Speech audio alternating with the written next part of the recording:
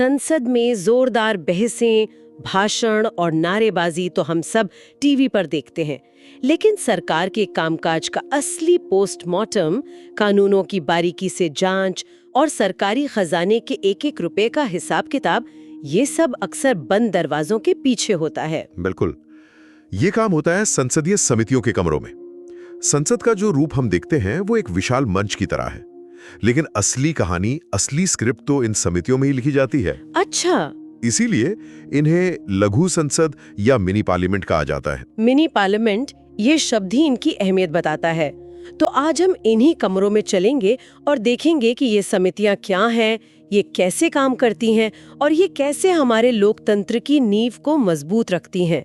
मैंने सुना है कि ये विचार हमने ब्रिटेन से लिया है, पर भारत में इसका स्वरूप कैसा है? देखिए, संसद के एक सत्र में 100 से भी ज्यादा मुद्दे होते हैं और समय बहुत कम।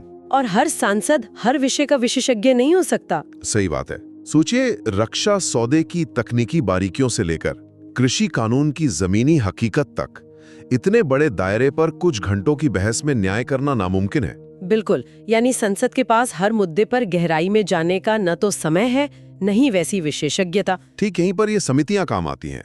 ये सांसदों के छोटे छोटे समूह होते हैं जहां अलग अलग पार्टियों के सदस्य एक साथ बैठकर बिना टीवी कैमरों के दबाव के किसी भी विषय की तह तक जाते हैं। और वहां वो विशेषज्ञों को भी बुला सकते हैं। जी हाँ, वो विशेषज्ञों को बुला सकते हैं, अधिकारियों से सवाल जवाब कर सकते हैं और किसी भी कानून की चीर-फाड़ कर सकते हैं। तो मतलब किसी भी सांसद समूह को हम संसदीय समिति नहीं कह सकते? ऐसी क्या खास शर्तें हैं जो इन्हें ये आधिकारिक दर्जा देती हैं? बहुत अच्छा सवाल है। हर समिति को संसदीय समिति नहीं कहा जा सकता। इसके लिए 4 बहुत जरूरी शर्तें हैं।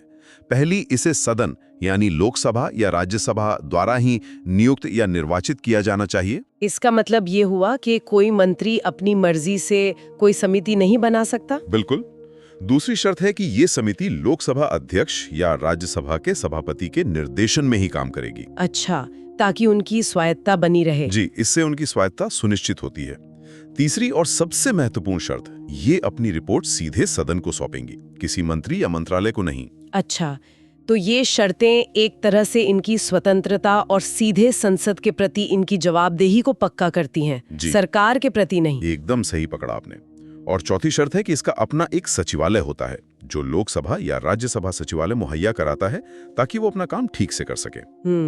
इन 4 शर्तों के बिना कोई भी समूह संसदीय समिति नहीं कहलाएगा। इसका कोई उदाहरण है?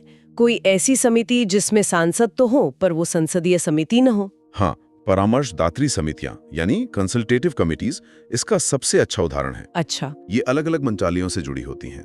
इनमें सांसद भी होते हैं, लेकिन ये उन 4 शर्तों को पूरा नहीं करती, इसलिए इन्हें संसदीय समिति नहीं माना जाता। और एक और दिलचस्प बात जो मुझे पता चली कि इन समितियों का जिक्र हमारे संविधान में कहीं नहीं है। जी, ये बहुत महत्वपूर्ण बात है।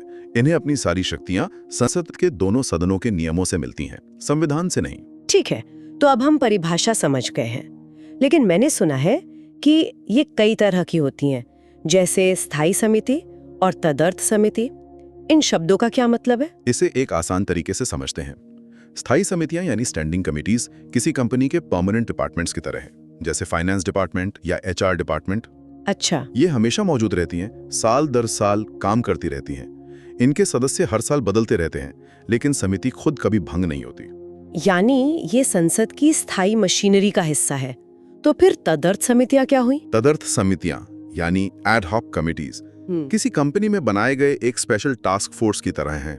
हाँ, इन्हें किसी खास काम के लिए बनाया जाता है, जैसे किसी बड़े घोटाले की जांच करनी हो या किसी बहुत विवादित बिल पर रिपोर्ट देनी हो। और काम खत्म होते ही जैसे ही वो काम पूरा होता है और रिपोर्ट सौंप दी जाती है, उस टास्क फोर्स को यानी उस समिति को भंग कर दिया जाता है। ये पूरी तरह से अस्थायी होती हैं। समझ गए।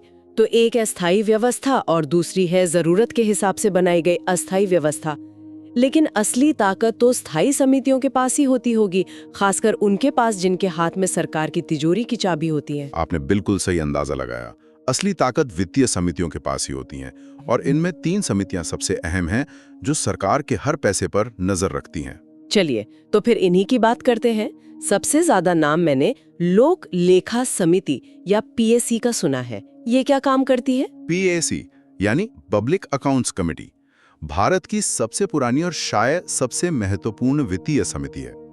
ये 1921 से काम कर रही है। 1921 से, यानी आजादी से भी पहले से। जी हाँ, इसमें कुल 22 सदस्य होते हैं, 15 लोकसभा से और 7 राज्यसभा से। ठीक है। इसका मुख्य काम है सरकार के खर्चों का पोस्टमार्टम करना। पोस्टमार्टम मतलब खर्च होने के बाद जांच। हाँ, देखिए, भारत के नियंत्रक एवं महालेखा परीक्षक यानी कैग, CAG, हाँ, जो सरकार के हर रुपए के खर्च का ऑडिट करती है, अपनी रिपोर्ट संसद को सौंपती है। वो रिपोर्ट सीधे PAC के पास आती है। अच्छा, तो कैग की रिपोर्ट इनके काम का आधार होती है। जी, PAC उस रिपोर्ट को आधार बनाकर जांच करती है कि क्या पैसा उसी काम पर खर्च हुआ जिसके लिए मंजूर हुआ था, क्या खर्च में कोई धांधली या लापरवाही तो नहीं हुई। और मैंने सुना है कि इस समिति का अध्यक्ष हमेशा विपक्ष से होता है। ये तो बहुत दिलचस्प है, ऐसा क्यों? ये भारतीय लोकतंत्र की एक बहुत खूबसूरत और मजबूत परंपरा है। सोचिए, सरकार अपने ही खर्चों की जांच खुद करे तो क्या वो निष्पक्ष हो सकती है? नहीं, बिल्कुल नहीं। ये परंपरा सुनिश्चित करती है कि जांच करने वाली नजर सरकार की नहीं बल्कि विपक्ष की हो, जिससे जवाबदेही कहीं ज्यादा बढ़ जाती है। ये चेक एंड बैलेंस का एक बेहतरीन उदाहरण है। लेकिन जैसा आपने कहा, ये एक पोस्टमार्टम है, पैसा तो खर्च हो चुका, नुकसान तो हो गया, तो इस जांच का असल में फायदा क्या है? ये सच है कि PAC खर्च को रोक नहीं सकती, इसीलिए कुछ आलोचक इसे शव परीक्षण करने वाली संस्था भी कहते हैं। लेकिन इसका असर बहुत गहरा होता है। जब अधिकारियों को पता होता है कि उनके हर खर्च की बारीकी से जांच होगी और उन्हें एक संसदीय समिति के सामने जवाब देना पड़ेगा, तो ये अपने आप में एक डर पैदा करता है। बिल्कुल, एक बड़ा डेटरेंट। ये भविष्य में होने वाली गड़बड़ियों को रोकता है। ठीक है, तो PAC तो एक तरह से जासूस है जो खर्च होने के बाद तहकीकात करती है। क्या कोई ऐसी समिति भी है जो एक चौकीदार की तरह काम करे और वेस्टफुल स्पेंडिंग यानी फिजूल खर्ची को होने से पहले रोकने की कोशिश करे? बिल्कुल, और उस समिति का नाम है प्राक्कलन समिति, एस्टिमेट्स कमिटी। इसे सरकार की वित्तीय अंतरात्मा मतलब फाइनेंशियल कॉन्शियस भी कह सकते हैं। इसमें 30 सदस्य होते हैं और सभी के सभी सिर्फ लोकसभा से होते हैं। सिर्फ लोकसभा से? राज्यसभा से क्यों नहीं? क्योंकि भारत के संविधान के अनुसार धन विधेयक और बजट से जुड़े मामलों में लोकसभा को ज्यादा शक्तियां प्राप्त हैं। अच्छा, ये बात है। इसलिए इस समिति में सिर्फ लोकसभा के सदस्य होते हैं। इसका काम बजट आने से पहले ही मंत्रालयों के अनुमानों को देखना और पूछना है कि क्या आपको वाकई 100 नई गाड़ियों की जरूरत है या 70 से काम चल सकता है, या इस योजना पर 500 करोड़ क्यों खर्च हो रहे हैं, क्या इसे 400 करोड़ में ज्यादा असरदार तरीके से नहीं किया जा सकता। बिल्कुल, ये एक तरह से सरकारी खर्चों में किफायत लाने के सुझाव देती हैं। यानी ये समिति प्रोएक्टिव है जबकि PAC रिएक्टिव है और इसका पूरा ध्यान टैक्स पेयर के पैसे बचाने पर है। अब तीसरी वित्तीय समिति कौन सी है? तीसरी है सार्वजनिक उपक्रमों संबंधी समिति, कमिटी ऑन पब्लिक अंडरटेकिंग्स। सार्वजनिक उपक्रम मतलब PSUs? जी। इसमें भी PAC की तरह 22 सदस्य होते हैं, 15 लोकसभा से और 7 राज्यसभा से। इसका काम है सरकारी कंपनियों यानी PSUs जैसे कि ONGC, BHEL, SAIL के खातों और उनके कामकाज की जांच करना। सरकारी कंपनियों के लिए एक अलग समिति क्यों?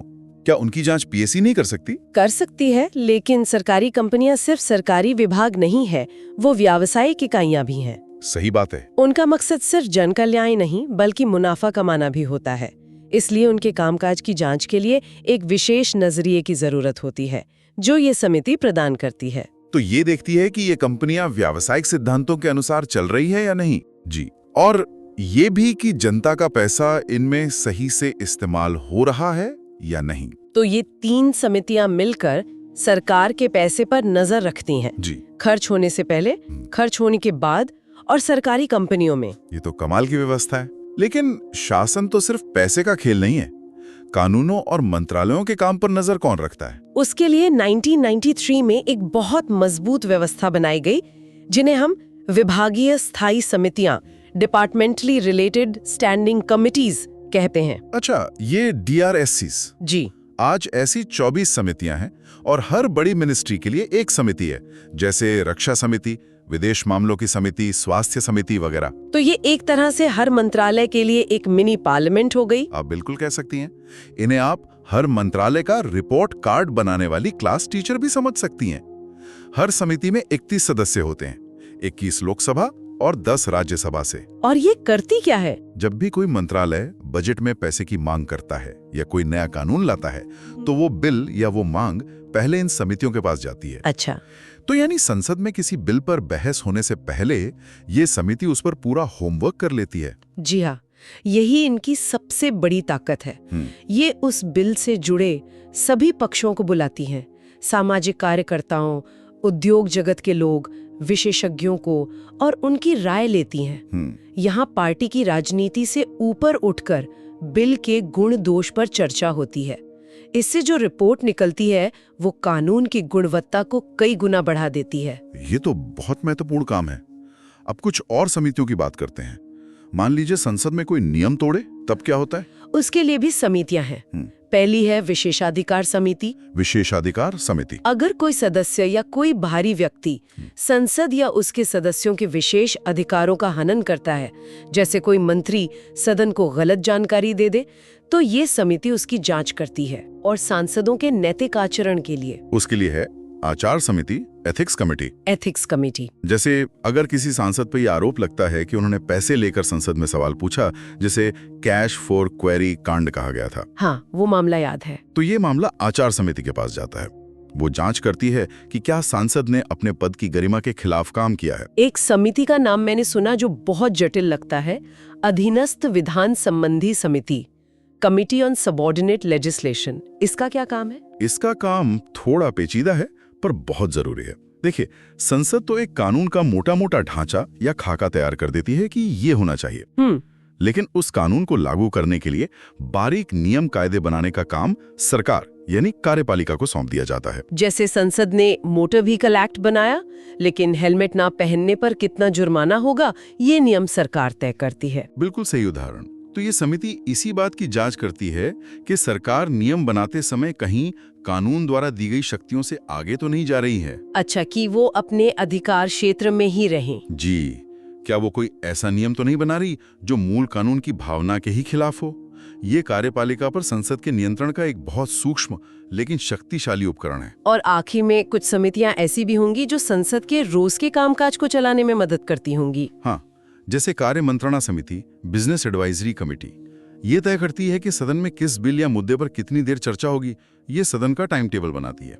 ठीक है। और एक होती है नियम समिति, रूल्स कमेटी, जो सदन के कामकाज के नियमों की समीक्षा करती है। और इनकी अध्यक्षता कौन करता है? इन दोनों ही समितियों की अध्यक्षता सदन के पीठासीन अधिकारी यानी लोकसभा में स्पीकर और राज्यसभा में सभापति खुद करते हैं। तो ये साफ है कि ये समितियां सिर्फ सांसदों का एक समूह नहीं है, ये असल में संसद की आंख, कान और दिमाग की तरह हैं।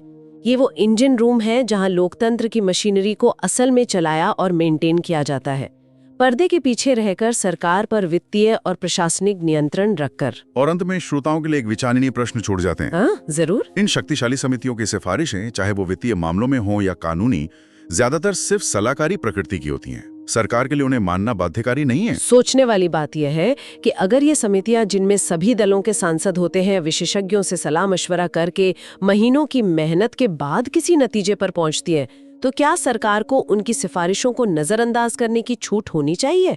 या फिर इनकी कुछ सिफारिशों को बाध्यकारी बनाने से सरकार की जवाबदेही और लोकतंत्र की सेहत और बेहतर नहीं होगी?